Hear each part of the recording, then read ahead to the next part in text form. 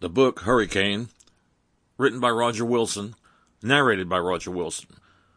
This book wouldn't be possible without giving credit to my parents, Brooks and Dorilla Wilson, who always encouraged me to follow my dream. To my wife, Jolie Wilson, who always supported me and helped me to appreciate what I had accomplished instead of regretting what I hadn't.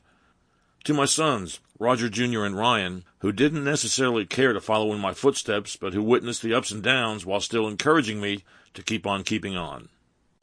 Preface to the book Hurricane.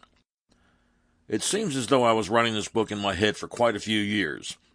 During many hours on the road, I would think of certain adventures or situations that I found myself in both the music and broadcast industries, constantly replaying them in my mind. While hanging out with other musicians and friends, the stories would make their way out time and again. Some folks would tell me, "You really should write a book." I finally made the decision to do that sometime back around 2005, but I wasn't ready to sit down and start writing just yet. I did, however, start making a list of stories I would like to tell by listing each as a chapter. I knew that if I listed each chapter by name, the story wouldn't get lost. There was no doubt that each scenario I'm sure I told numerous times would write itself, and I was right. During the writing process, so many previously misplaced or forgotten details tended to reveal themselves after a long absence. This is not a tell-all book, nor is it an attempt to blow anybody out of the water. While the number of folks called out can be counted on one hand, it is strictly the story of a journey that could not ever be one that was preconceived. It talks about memorable periods of time, experiences, and special people that I interacted with along the way. Chapter 1. Taking Guitar Lessons. Like many typical kids, I thought it would be really cool to play the drums. Having no idea what that entailed, it was an infatuation from the first grade. It was always a treat seeing the big kids in the Keansburg Public School Band, especially the drummers, come in from the parade practice out on the streets surrounding the school.